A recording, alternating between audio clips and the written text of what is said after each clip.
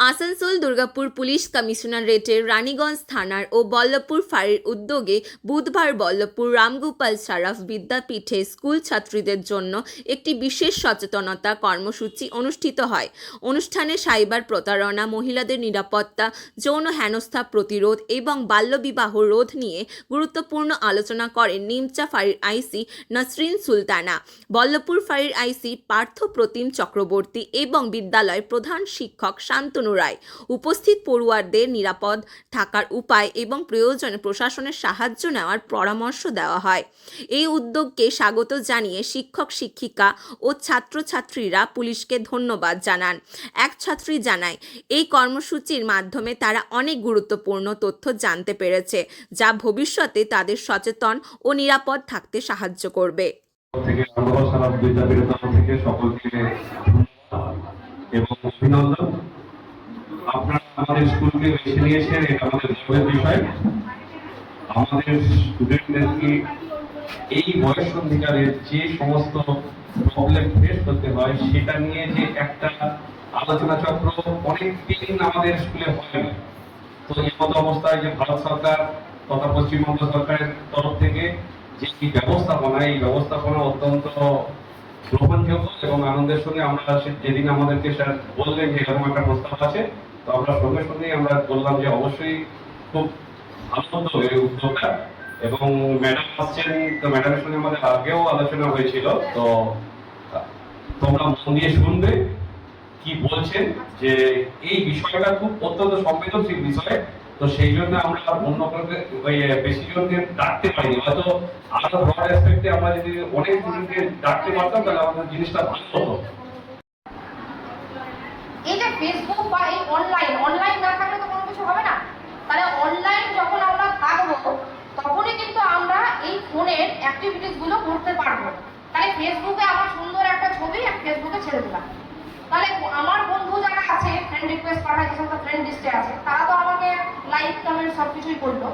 কোথাও হয়তো কোনো একটা অজানা ব্যক্তি আমার ছবিতে লাইক করলো, তার সঙ্গে আবার কথা বলতে ইচ্ছে করলো, কে আছে দেখি, তার ফ্রেন্ড রিকোয়েস্ট পাঠালো, সেটা অ্যাকসেপ্ট করলাম। কিন্তু আমাদের কখনো এই জিনিসটা ধারণা রয়েছে যে আমরা যখনই আমার ছবিটা ফেসবুকে দিচ্ছি তাহলে সেই ছবিটা নেটের মাধ্যমে সমস্ত জায়গায় ছড়িয়ে পড়ছে, সেটা যে কেউ সেভ বাটনে নিজের কাছে নিতে পারে, এবং সেই ব্যক্তিগত ছবি নেওয়ার পিকচার মর্ফিং যারা সাইবার হ্যাকার, তারা যে কারোর ফোন হ্যাক করতে পারে, যে কারোর ফোন কিন্তু ফেসবুক অ্যাকাউন্ট হ্যাক করতে পারে। তো তারা তখন কি করে, এই যে সামনের পোর্শনটুকু আছে, শুধু মুখ যেটা রয়েছে আমাদের, সেই মুখের ছবিটা থাকবে, আদারওয়াইজ নিচের পোর্শনটুকু সম্পূর্ণ নেকেড অবস্থায় সেই ছবিটাকে একসাথে পিকচার মর্ফিং করে দেবে, একসাথে করে দেবে। একসাথে করার পরে সেটা ফেসবুকে চারিদিকে ছড়িয়ে বেড়াবে। আফটার দ্যাট তোমাকেই তখন ব্ল্যাকমেলিং করবে যে তোমার এই ছবি আমার কাছে আছে, এটা আমি চারিদিকে ছড়িয়ে ফেলেছি বা ছড়িয়ে দেব, এক্ষুনি তুমি এইখানে এই অ্যাকাউন্টে বা কাউকে বলে টাকা ট্রান্সফার করো। তাহলে একটা ভুলের জন্য কত দিক থেকে কত রকমের সমস্যা আসতে শুরু করবে। আমরা গুগলের সাহায্য নেব, আমরা গুগলেরও সাহায্য নেব, কিন্তু সেটা পড়াশোনার ক্ষেত্রে। আমার কোনো একটা টপিক আগে যে সমস্ত ভাবে পড়াশোনা হতো, সেক্ষেত্রে লাইব্রেরিতে বিভিন্ন টাইপের বই কালেকশন করে একটা টপিকের উপর পড়াশোনা হতো। তো এখন তো আমাদের কাছে বিভিন্ন সাইটস রয়েছে, তাহলে সেই সাইটসে গিয়ে যদি আমরা একটা টপিকের উপরে বিভিন্ন সাইটস থেকে খুলি, তাহলে তো আমরা সেখানে তার উত্তরটা আরো ভালোভাবে করতে পারবো। তাহলে সেই জায়গাটা আমরা রিওয়ার্ড ফোন করি। কিন্তু কখনোই আমি একটা খুব সুন্দর ব্যক্তিগত ছবি তুললাম, আমাকে খুব ভালো লাগছে দেখতে, আমি আয়নার সামনে দাঁড়িয়ে সেলফি তুলে নিলাম। সেলফি তুলে নেওয়ার পরে সেই সেলফিটা আমি কি করলাম, ফেসবুকে সঙ্গে সঙ্গে ছাড়তে হবে, কারণ সবাই তারপরে আবার দেখা কতগুলো লাইকস, কতগুলো কমেন্টস, তাই তো? যতক্ষণ না কমেন্টস বেশি হচ্ছে ততক্ষণ ভালো লাগবে না, রিচ হচ্ছে না। এখন আবার নতুন ট্রেন্ডিং সেটা হচ্ছে রিলস। কে রিলস বানাও, সেটা কি ব্যাড টাচ মনে হয়? সেটা ব্যাড টাচ না, সেটা গুড টাচ। কারণ কি, তুমি বাবার মানে আশ্রয়ে, নিরাপদ আশ্রয়ে তুমি আছো, মাও তোমাকে জড়িয়ে ধরতে পারে, সেটাও কিন্তু গুড টাচের মতো পড়বে। যে কোনো শিক্ষক শিক্ষিকা যারা রয়েছেন তারাও তোমাকে আনন্দ হয়তো জড়িয়ে ধরো রেজাল্টের দিতে, এই মেয়েটা ক্লাসে ফার্স্ট হয়েছে, সেকেন্ড হয়েছে, বা কেউ একটা খুব ভালো কাজ করেছে, সেই আলিঙ্গন কিন্তু তোমাকেই অনুভব করাবে সেটা নিরাপদ। সেখানে কোনো রকমের কোনো খারাপ অনুভূতি তোমার মধ্যে আসবে না যে এই কাজটা করলো এটা আমার ভালো লাগলো না। যখন এই অনুভূতিটা তোমাদের মধ্যে আসবে তখনই কিন্তু সেটা হবে বাজে স্পর্শ।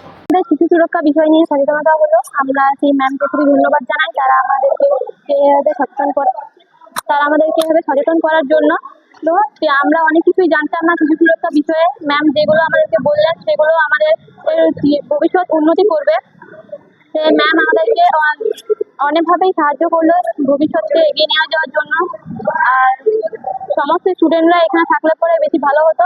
আমরা খুব কম সংখ্যক স্টুডেন্ট ছিলাম, কিন্তু আমরা যারা আছি তারা সবাইকে এটা বলে দেবো কিভাবে শিশু সুরক্ষার মধ্যে থাকতে হবে।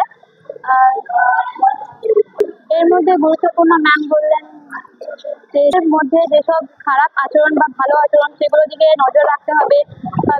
নানা ধরনের অনলাইন টেকনিক্যাল যেসব হ্যাকার আছে তাদের থেকে সুরক্ষা থাকতে হবে কিভাবে, তবে অনলাইন যেসব আমরা ব্যবহার করি সেগুলো থেকে কিভাবে সুরক্ষা থাকতে হবে, কি কি বিষয় নিয়ে ব্যবহার করা উচিত আমাদের, কিভাবে মোবাইল ফোন অনলাইন যেসব এআই উঠেছে সেগুলো নিয়ে পরে যেসব ভাবে আমরা একটু সুরক্ষা দেওয়া উচিত সেটি নিয়ে ম্যাম আমাদেরকে নানাভাবে বললেন।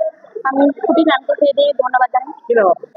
আজ আমাদের স্কুলে একটা শিশু সুরক্ষা সচেতনতার জন্য বলা হয়েছে, ওর জন্য পুলিশরা এসেছিলেন এবং আমাদেরকে ভালোভাবে সাবধান করলেন কিভাবে জীবনে এগিয়ে যেতে হয় এবং বাজে লোকদের হাত থেকে, এখানে পক্সো আইন ইত্যাদি যেমন পর্নোগ্রাফি, তারপর হ্যাকারদের হাত থেকে, মোবাইল অনলাইনের কাজের হাত থেকে রক্ষা পাওয়ার জন্য বলা হলো। এবং